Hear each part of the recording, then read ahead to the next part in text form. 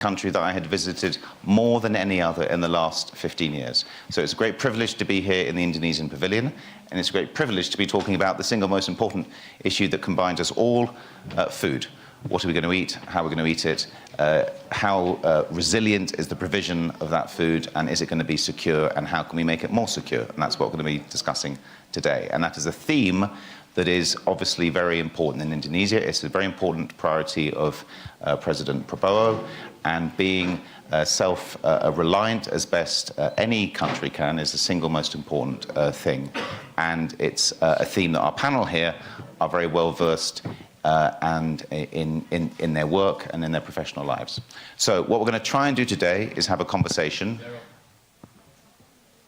Everything all right? Silence at the back. Would you like me to see it or not see it? Should I keep talking? I can walk and chew gum at the same time. Right, that's enough of me. What we're going to do is I'm going to ask the panelists to each briefly introduce themselves, and then I'm going to give a bunch of questions, and then we're going to see where we get. So Himanshu, over to you. Introduce yourself and explain just where you sit in the food economy and the work that you're doing to make the world of food security more safe, stable, and resilient. Absolutely. Thanks, Ben. My name is Himanshu Gupta. I'm the CEO and co-founder of ClimateAi. We call ourselves as an AI-based climate and food security platform for the world. I know there's a lot of jargons there, but I can explain later. In my former role, I used to be a climate policymaker, first with the government of India, and then with Vice President Al Gore. So looking forward to a discussion. And where I sit in the value chain, so now I am the typical AI bro from Silicon Valley, who thinks, all the problems, who does not think that all the problem can just be solved with AI. So I'm very optimistic about how AI can help, augment the decision makers who are going to solve the food security problem. Thank you. Hannah. Good day, everyone. I'm Carolina Zimmerman. I'm a Brazilian farmer, second generation, but also there's a different sort of farm, so I consider myself first and second generation. It's a long story. We also do have input distributor, so we take companies as J's to resell to the farmers, so farmers are also our clients. And we are also working with AI, so we do have a project for AI for farming in general. We grow crops, so soybeans, beans, sunflowers, seed, corn seed, and etc., and also beef cattle. Thank you. Real pleasure to be here. I'm Jay Shroff from UPL, Chairman, CEO of UPL. We are a global seeds and crop protection business operating in 140 countries around the world, basically focused on our focus is farmer resilience, and we are investing a lot of our capital in developing technologies to really fight climate change and help farmers be more profitable. I had the pleasure of spending it's supposed to be a 10-minute meeting with the president, and because I started talking about agriculture, 2 hours later we were still in that meeting. So I know what you're saying. He's passionate about agriculture, and we talked about he wants to grow wheat, he wants to improve productivity on rice, and I think it's a fantastic opportunity where Indonesia, I think the uniqueness of Indonesia is there's a lot of people involved in agriculture. They are short of food. Of course, they export a lot of palm oil, but so the opportunity to innovate and bring technology to really change the game are very, very possible, and we are very excited. We have a seed business there, we have a agrochemical business there, we are leaders in the seeds and chemical business in Indonesia, present in all the islands and have production facilities there, so we're really excited to be here. Thank you. Thank you, Ben, and good morning, everyone. My name is Rania Dagash-Kamara. I work for the World Food Programme.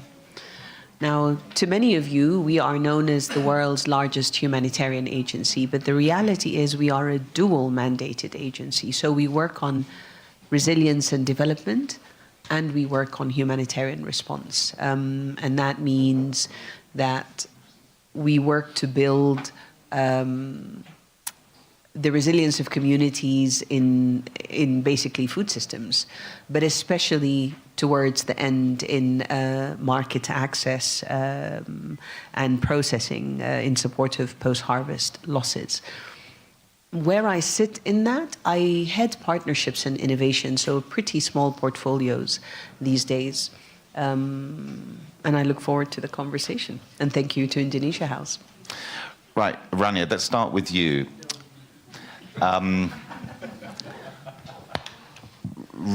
You talked about the dual mandate that you have. If we focus on that second pillar, not focusing on the humanitarian aid aspect, which is obviously very important, on that second pillar, when you look at a country like Indonesia, from the perspective of the work that you and your colleagues are doing, what do you think's achievable, and what do you think you can do in partnership with the Indonesian government to make more progress? Wow. I'll try to link the threads in my head quickly, but I think what fundamentally makes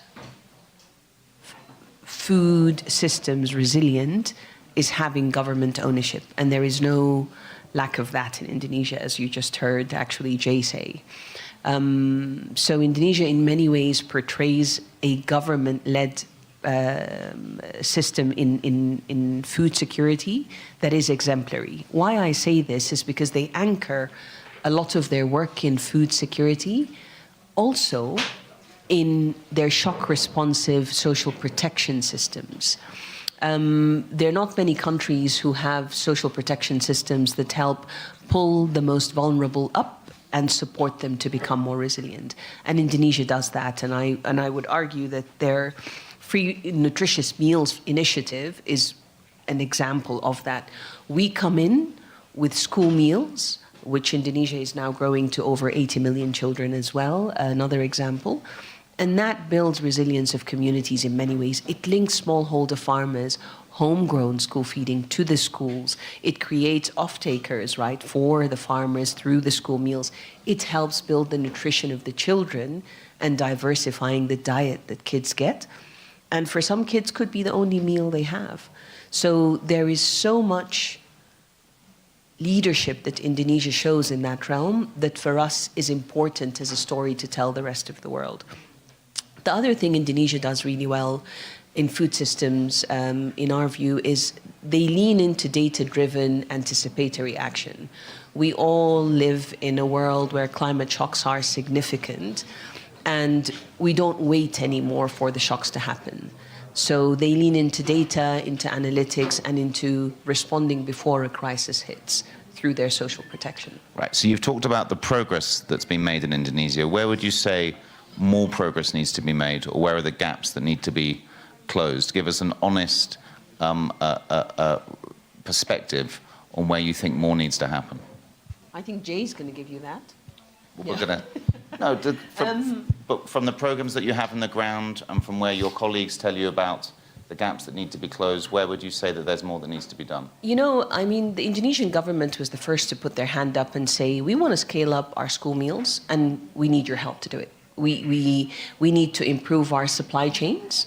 We need to make sure that they're functioning more efficiently, help us there, and help us reach more children. And to me, they're admitting where they have a shortcoming and where they need support. And that's where we are going to be leaning in with an alliance of partners actually to support Indonesia. We're coming in with the Rockefellers, with Novo Nordisk, with our own expertise in the World Food Programme. But that's exactly the kind of thing I think we look forward to. You know, put your hand up and say where your shortcomings are, and we're going in those two. So, Jay, Rania asked you the question. Where would you say there's the gap that needs to be closed? Where have you and your colleagues seen progress, but where is there more that needs to be done? Looking at your perspective as a major producer of food, both from seeds, moving on down the value chain. I think it's very inspiring when the leadership in a country is so focused on agriculture, farmers, etc. And I was very surprised to have that meeting with the president. I think the opportunity is there. We need to upgrade technology. I think in the past, some of the policies have been, erratic. But I think and that has disrupted the investment in the R&D. So agriculture is a risky business for farmers. There's climate change, there's droughts, floods, there is commodity prices, there's disease, pest. And for all these aspects, we need to really train farmers. And when you have to retrain farmers, they're taking a risk. They don't know. They're used to a traditional practice. They're used to farmers save seed. They need to go buy seed. So I think we need to share the risk with them.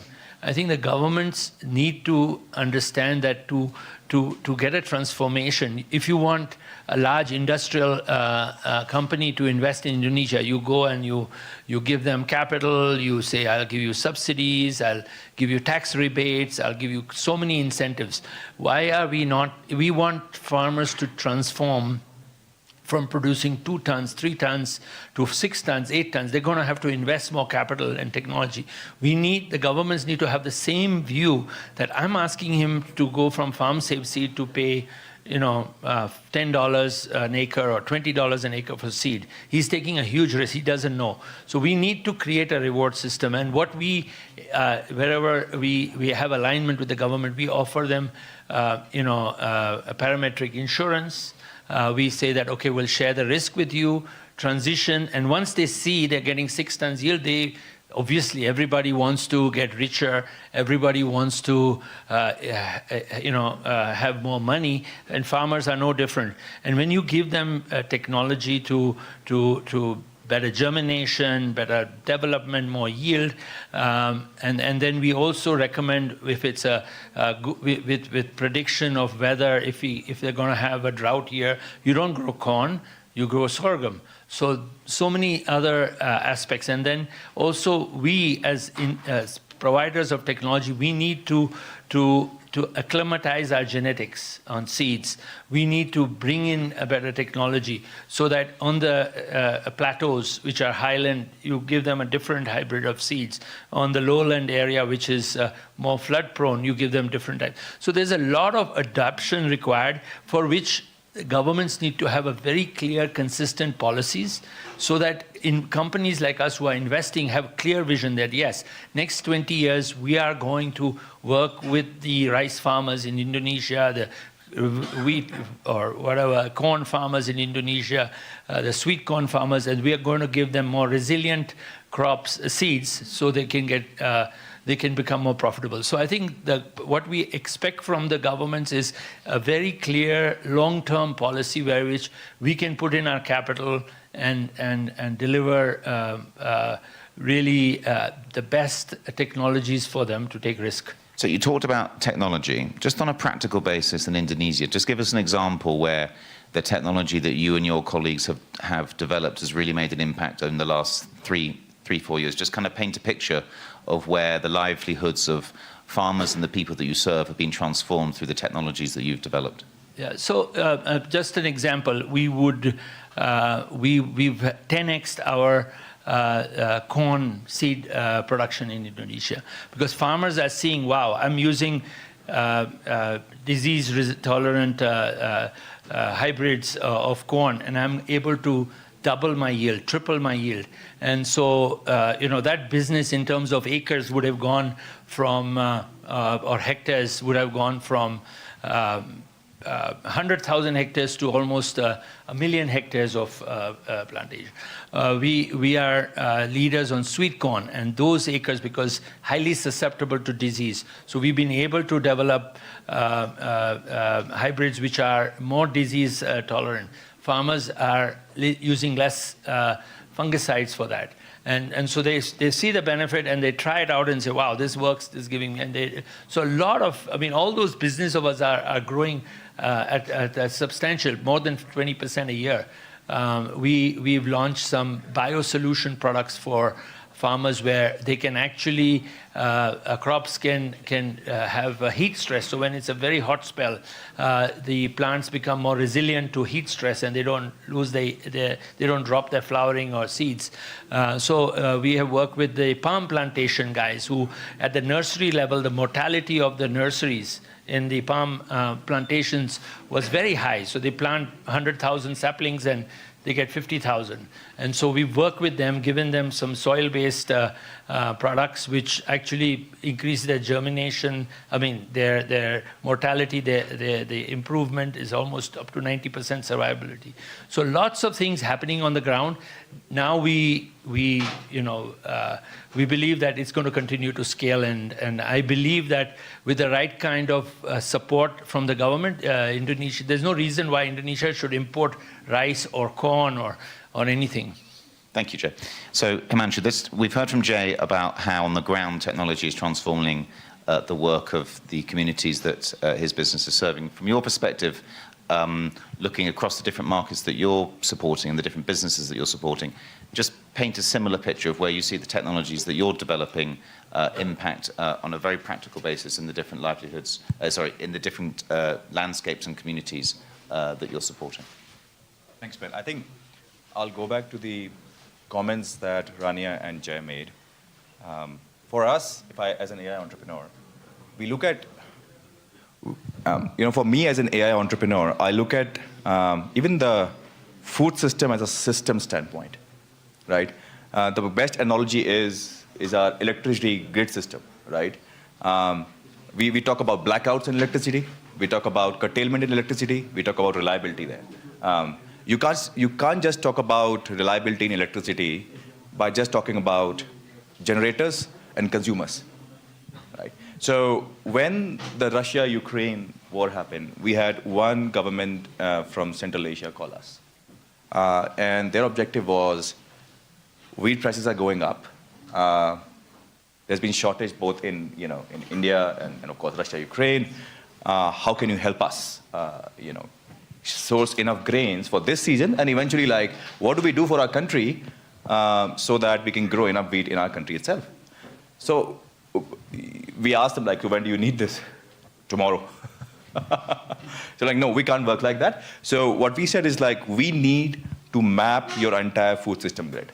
So what that means is where food is grown, to how it's transported, how it's stored, and then how it's exported or consumed. Right? So once you know the entire food grid, and then you can run simulations, or let's run simulations, stress test on if there's a drought, if there's a heat wave.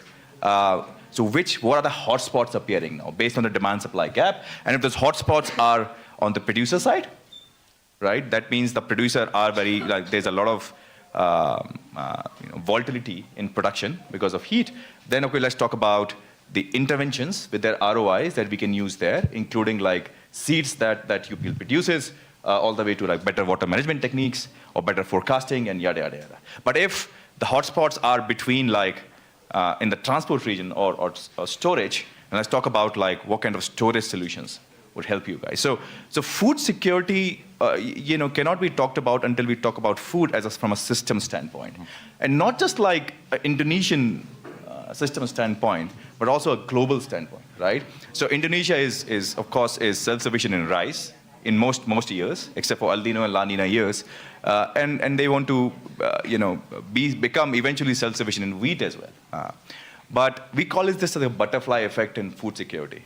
So what that means is if a butterfly flaps its wings, in India, and that creates some weird weather patterns in India, production goes down in India, suddenly there's a shortage in the wheat market globally, price will go up, and then Indonesia will also be impacted by that, right? So we can't just look at a food security imperative from just a sovereign, just like a insular viewpoint. So with that government, what we said is the another intervention that we need to do is whatever volatility you can reduce using local interventions, please do that. But then we need to form strategic partnerships with other countries that you are sourcing wheat from, and the countries where we think we are going to become more productive because of climate change for wheat production. So then we give them recommendations of these are the 4 suppliers around the world that your country should be strategically forming partnerships, either at a government level or at the private sector level. So for us, and then AI becomes like, once we have mapped the entire food system, the grid, we have the data, then of course applying AI on that is a lot easier. The difficult part is actually mapping the entire food system. But so if we just focus a little bit on what your business actually does, how does the technologies that you're developing in Silicon Valley and elsewhere, how does a farmer in the middle of Java really consume and take advantage of the work that you're doing? Just describe the process by which the insights that your businesses are developing are actually having a direct impact in different communities. Absolutely. So I'll give you 2 specific examples. One is with our work with smallholder farmers in India, more than 1 million, with ITC, the largest food company there. With them, we have developed these adaptation playbooks. What that means is, if you're a farmer, smallholder farmer in some remote village, you input lat long, where you are, what crop variety you are growing, and then our platform will simulate using diffusion models. What is the current state of resilience of this farmer at A, and then in the next 10 to 20 years, where will this resilience state be? So if you move, and what would it take for this farmer to move from A to B to C, which is higher resilience state? And that would require the model will automatically churn out interventions on this farmer needs to move to the better seed trait, and this is the right seed trait that needs to be developed. And then we can bring in Jay's company or Bayer there or whatnot, hey, these are the companies that can actually supply those traits in those markets to better irrigation, this farmer needs to move to this drip irrigation technique here or better water management. So all of this, instead of you having to conduct trials and then finding results, you can also simulate that in the platform itself. And so that, one, it expedites the adaptation, we call it the adaptation movement, resilience movement with the farmer. And then B, it also makes the adaptation financing more effective and efficient, because we know what specific intervention is going to have the highest outcome for this farmer. So we talked quite a lot about farmers, and we're lucky enough to have one here on the panel with us. Anna, from your perspective in Brazil, we've been having a conversation here about Indonesia, the progress that Indonesia has made and the gaps that it needs to close. Just reflect on what you think the lessons for Indonesia are from the work that you've been doing in Brazil, and what can the Indonesians learn from the progress that you and your peers have made. Good day, everyone. Thank you for having me. I was in Indonesia 2 years ago. It was quite interesting because even though we're so far away, we're very similar in so many things in terms of even the food. I remember having this coconut, it reminds me of Bahia or some other places, and the warmth, and then, I felt just home somehow, even though it was very, very, very different. And some things that I feel we look like, but it's also different. We also do face inequalities in both countries. And even though we have technologies, we need to scale them up and to cross the bridge so we can actually embed everything that's already existing. So we need to better distribute the future that is already there. But I'm going to tell you a little bit about Brazil's context and what we have been doing so far for the past 4 decades and how it has changed my life, for example. So Brazil, 40 years ago, Brazil was a food importer. And nowadays, how massive Brazil is in terms of food exporting, right? One of the things that you probably don't know is that in Cerrado region, we didn't have much technology back then to have food and etc. But we did have Embrapa, which is a Brazilian company related with the government. And they had this kind of program in which people, they were abroad to understand how we could make better agriculture. And because of that program, we started having technology and science to understand how we can better grow things in the region that we couldn't before. So my dad is, for example, one of these classical examples. He came from the south of Brazil. He traveled 2,000 kilometers to go to the middle of Brazil. And he had an opportunity to actually do something and start the farming business with another 2 partners. And 25 years ago, the maximum yield you could get was about 20 sacks per hectare.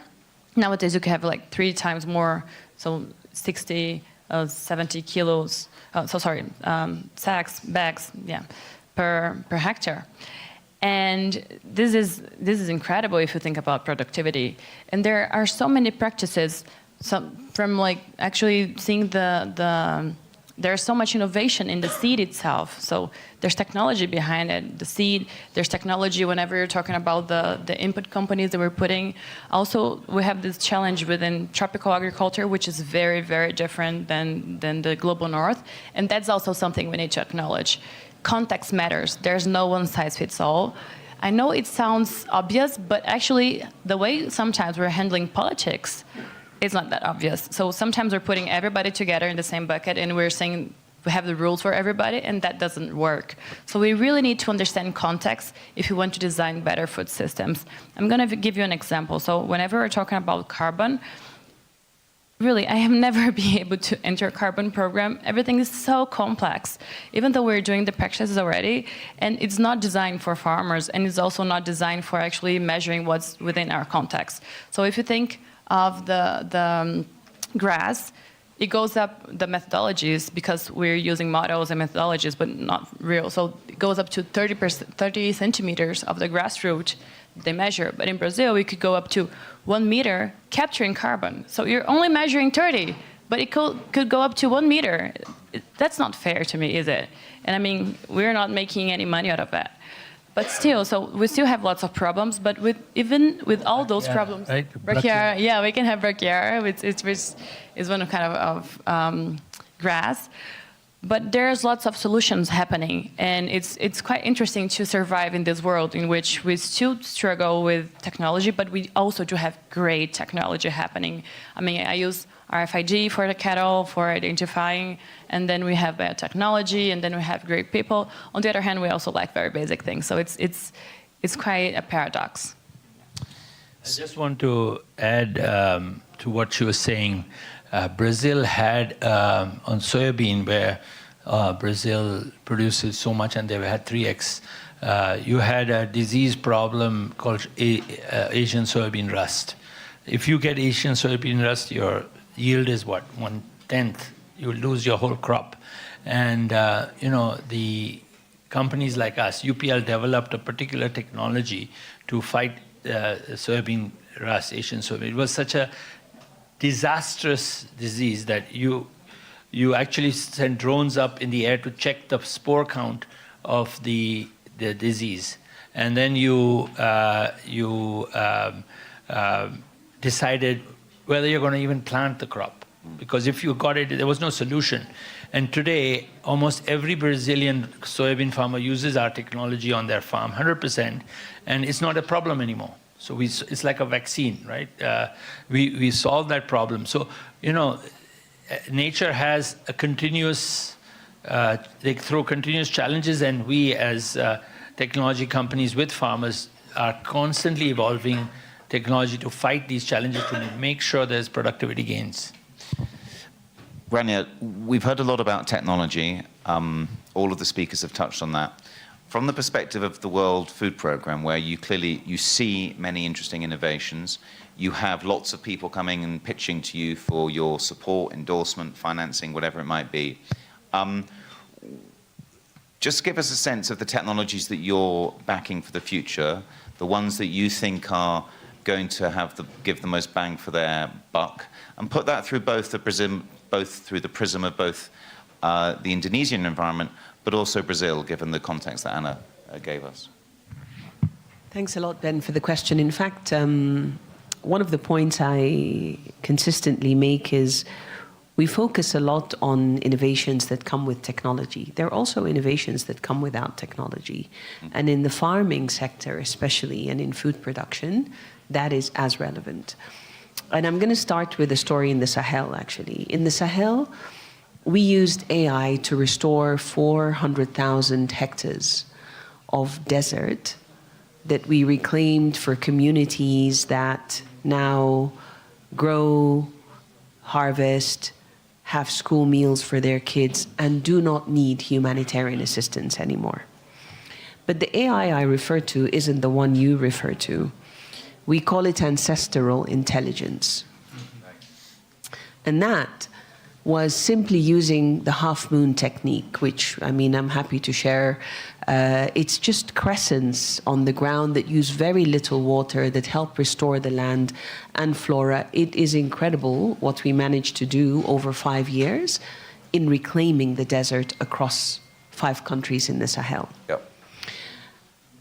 And I think it's important to highlight that there are, and we should all speak to, AI, the 2 AIs actually, because they make a significant difference.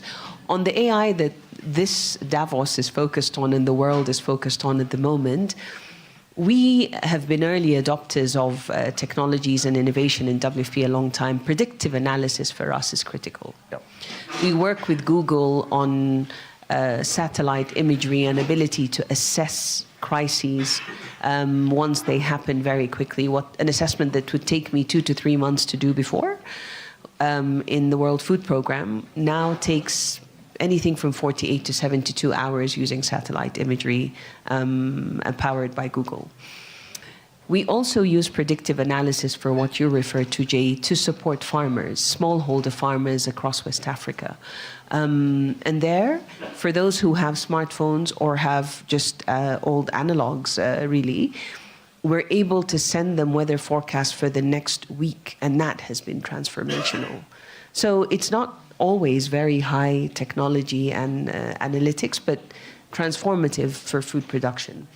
Finally, I would say the big thing that for us is critical in predictive analytics to improve early warning because of the scale of climate shocks that we're seeing, it has a direct benefit for anticipatory action. When we know a drought is coming or a flash flood is coming, we are able to respond with farmers and communities sooner than the crisis hits. That saves us collectively, often, tens of millions of dollars. In Somalia, they get droughts followed by flash floods almost immediately. We managed to get $1 million to move 100,000 people out of flash floods way. If we had not done that 5 days before the flash floods, we would have collectively paid about $40 million to respond to that. And I think we are really buckling down on anticipatory action and ability to forewarn and forearm with good early warning analysis across the world. So that, I would say, is where we are trying to lean into expertise in this strip this week. Anna, just to build on Rania's point, where would you see, so there's obviously all tech, whether it's high tech or low tech, makes an impact. Just building on the kind of low tech point, where would you see that changing both your business and also the wider community in which you and your family are working in? So one of my biggest privileges on earth is that I'm a second-generation farmer of a farm that's kind of almost industrial scale in Brazil. About. So tell us about the farm. How big is it? Okay. Where is it? So How much water do you have? Okay. So the bigger farm is right in the middle of Brazil, near Brasilia, which is the capital, not Rio, not São Paulo, not Buenos Aires, please. You know, there are Brasilia. That's where I live. The farms are about 2.5 hours from there, which is close regarding like Brazil size, right? And we have about, we plant, that's something else that's different about Brazil. What we have planted is different than what we have actually in land because we can plant more than once in the same thing. But also, we do have to preserve area by law. So in Cerrado region, 20% of our area must be preserved because the law says we should do it. So it doesn't mean we cannot grow in the whole area. So it's kind of a tricky math. I cannot grow in everything, but sometimes I can also do twice in the same area. So in terms of crops, we have about 20,000 hectares that we plant, which is a big size for Brazil. It's not massive, but it's also big. It's already big. It's kind of industrial size. So we have machinery, we have technology, we have AI, we have precision agriculture, use satellites to understand where to put each input, and then there's lots and lots of embedded technology in that sense. Well, that's one thing. The other thing is that right half an hour from there, like 1 hour to half an hour from there. In the same stage, there's also different context. That's why I was saying context matters. My grandparents, from my mom's side, they had this farm, and then with the farm, we bought it. And we started business from scratch, kind of 20 years later than the first farm. Without the same infrastructure, but within the beef cattle industry, right? And that's a different business at all, because we need to start like building fences, and this is low tech really that we were doing. So for example, one of the things that it was surprisingly important, the cattle would just go to the river and then drink water from the river. We had to build troughs so they wouldn't go to the river and they wouldn't cause erosion. So this is a very low tech thing, but it's game changing in terms of the quality of the water. So also improving the pasture, so pasture management. I mean, my grandpa from my mom's side, he didn't have much money, he didn't have education, he only studied to the 4th grade. So he didn't have capital or the means to do it. And then because my dad is an agronomist, we saw the pasture as a crop. So we were putting manure, and we're just using different ways of using that. But those are, I mean, I'm the same person and I face inequalities in my own space, you know? So there are all different kinds of ways of cropping, and also if you talk about fruits, it's a different value chain, and if you talk about different regions or cultures and etc. That's why context is important. And one thing that, I don't know how familiar you're with it, but the CEO of NVIDIA yesterday was talking about how AI, you need to have this infrastructure layers, so you have to have energy, and then you have to have chips, cloud, and et cetera, till you get to AI. This is the same for us. There's like very basic things we need to build up on so we can have the higher things. So internet is something that we still struggle. We do have Starlink, but the manager of the farm was calling me, hey, can you please help us out because internet not working? And then whenever I go, we still use radios, you know, and we still run with the cattle. So it's quite interesting to see how those inequalities and paradox happen in our farms, yeah. Himanshu, let me ask you a related question. Your business, obviously, you're trying to grow and develop it, but you're also managing your investors, and you're also seeking to, I'm sure, go through subsequent funding rounds. Looking at this question from the perspective of the investment community, where do you think that, focusing specifically on climate resilient technologies, where's the market now? What are they most interested in investing in? And where are they putting pressure on you to develop new and different forms of technology to meet the kind of needs that they think are investable? It's a very heavy question. I wish there's no investor. I hope there's no investor sitting there. But can I just build on what Rania said? You can build on the Rania. AI, ancestral intelligence. I think, you know, as an engineer, I just can't help but, you know, try and connect the dots. If that practice data, right, from a specific geography, specific farm, is made available to us, right? Either it's in the form of like text, or like farmers sending like voice notes, like this is how ancestors used to plant, this is the seed variety and whatnot. We can create something called AGI, not the artificial general intelligence, but ancestral guided intelligence. In fact, I think like in Mexico as well, as we work and with PepsiCo and with farmers there, they talk about like how their ancestors used to farm, and we do conduct a lot of interviews there, like hey, how can we use that to augment our AI models? And we work, for example, like Jay's team on seed trait development, and these guys are one of the most innovative. So if we get that access to database, then of course we can also help Jay's company to launch those traits with the context that you're talking about, right? And the most of the context resides in this ancestral intelligence you're mentioning. As far as the investor outlook is concerned, I think adaptation is becoming hot. When I was fundraising in 2018, I will pitch to the Silicon Valley investors. You know the response they'll give me? Are you running a non-profit?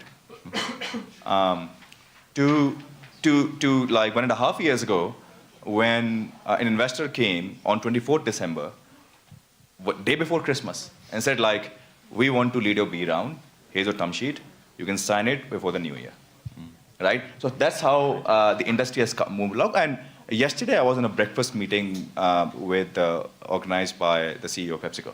There were at least 10 to 12 other food company CEOs there.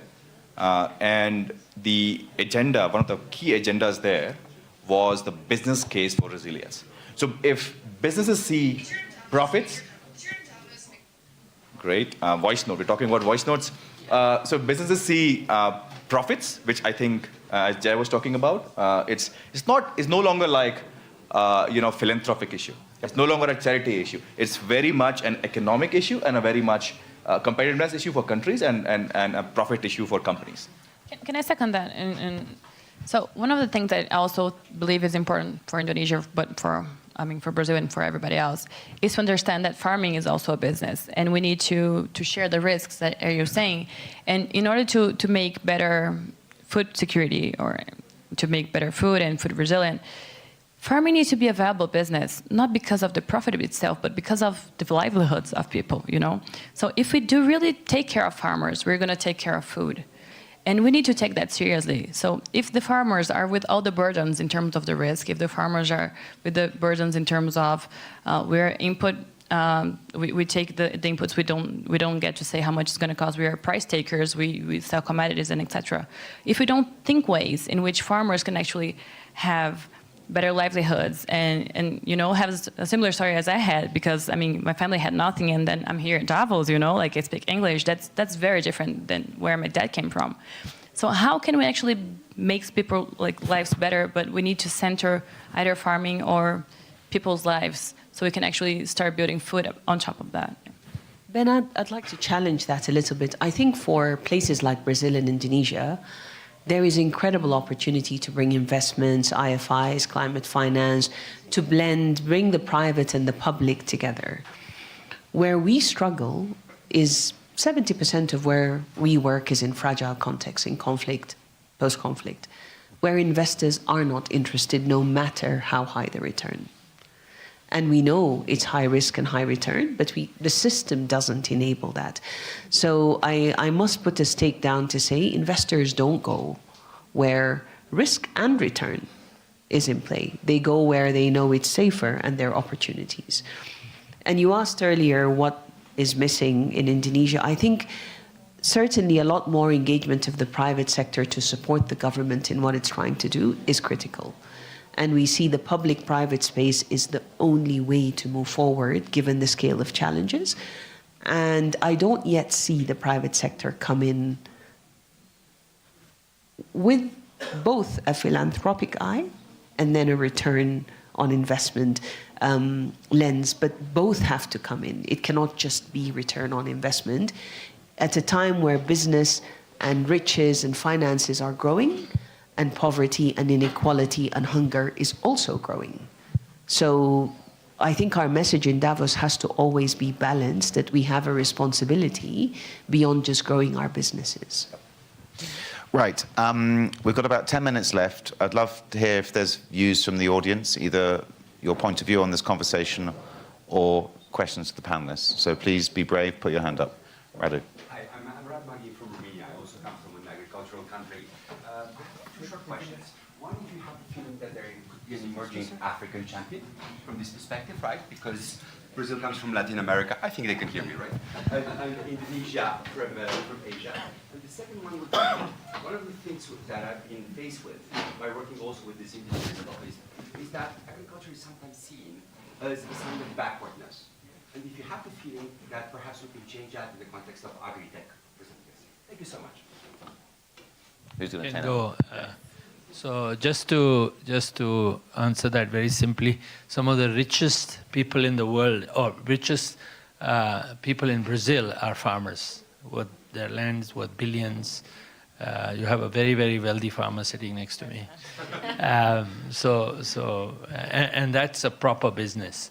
In terms of where I see, I think Indonesia has huge companies from palm oil plantations, very successful. Probably they've changed the biofuel and oil market dramatically with their success. So I think there are a lot of every continent has success stories.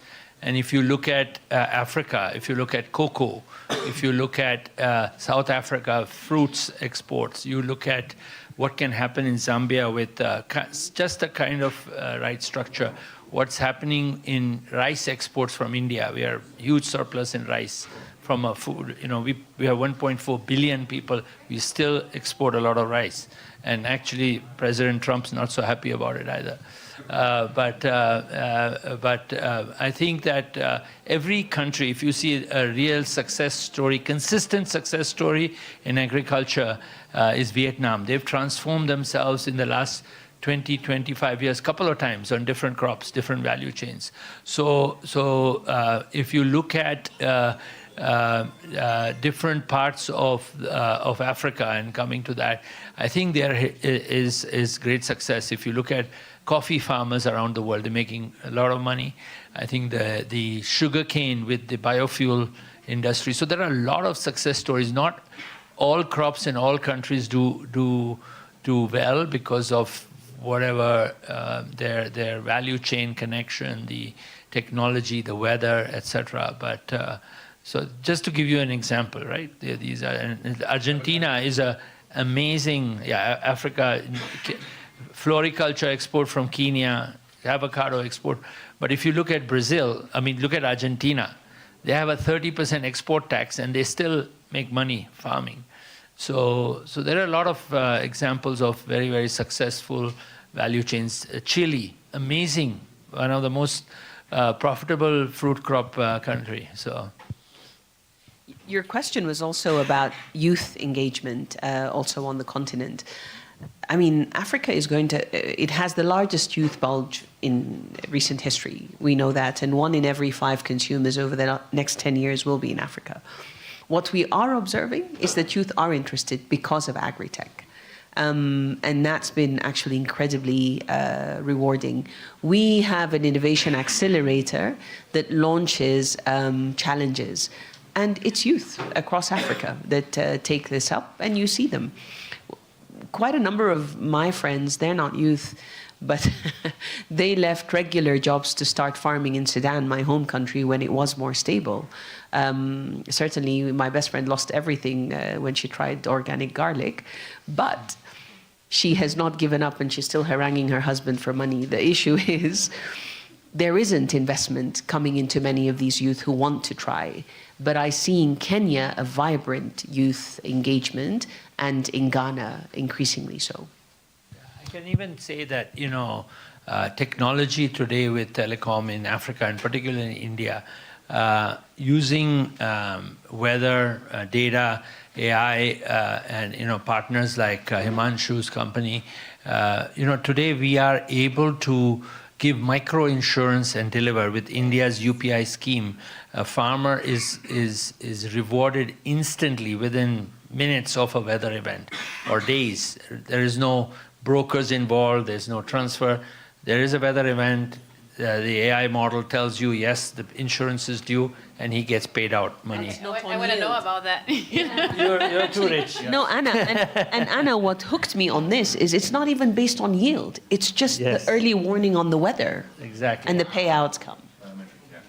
You know, on your point, I think you also raised about farming being seen as like a backward thing. Right? Yeah, so farming being seen as a backward thing. Now, I'm no expert in farming, right? And I cannot speak on behalf of the farmers. What I can say is it's becoming cool again. You know who's one of the most influential TikTokers in the US is a farmer. So I read about him somewhere that he has around these many followers, I think more than a million followers. And he just like documents his practices, what he does and how he enjoys it and so on and so forth. Must be like 24, 25-year-old guy. So I went and checked his TikTok. So I downloaded TikTok myself and checked his TikTok. And after that, my feed is full of like all these farmers like documenting and like, you know, how we are enjoying it. So it's becoming cool that way, like how youth is going back into it. And the second is I also see like a lot of my, like I left India 12, 13 years ago. So, but I see like many engineering, you know, students who went to the US and now coming back and starting farming like avocado, pulses and so on and so forth because they see like it's a profitable venture. Can I have a comment on that This as is well? the last comment from Anna, and then we're going to wrap up. Oh, sorry. So that's actually my study topic in terms of how we can better communicate the city in the field, because I still feel we have this divide, but it's not only about farming, but it's about the world, right? Left and right, black and white. And this is still happening. And I still feel that farming is becoming to get cool at some point, but what is not good is that farming is not good enough for being to be at the table and we have dialogues to build policy together. So that's the point why we should talk about, because even though we're here talking about farming, I'm still almost the only farmer who is around, and I'm still privileged, you know? So we need to have more farmers in the room and to make cool and make people attractive. But also we need to take seriously whatever you're talking, because context matters. So there's like different sizes of farms, and they also suffer from poverty and also suffer from food security. And we are not tackling this into policy. And this is really something that we should tackle, and to have a seat at the table so we can have debate and design things together. Right. That's it. Thank you to our panelists. Thank you. I was told once that the key of an important event or conference or panel is to make sure that you learn one new thing, just one, you hadn't heard before you started, and ancestral intelligence is the new thing that I've learned today, and we can all reflect on that. I want to thank Rania, Jay, Anna, and Himanshu. I want to thank all of you for coming. I want to thank the Indonesian Pavilion for hosting this important debate, and I wish you all the best in the rest of your important time at Davos. Thank you. Thank you.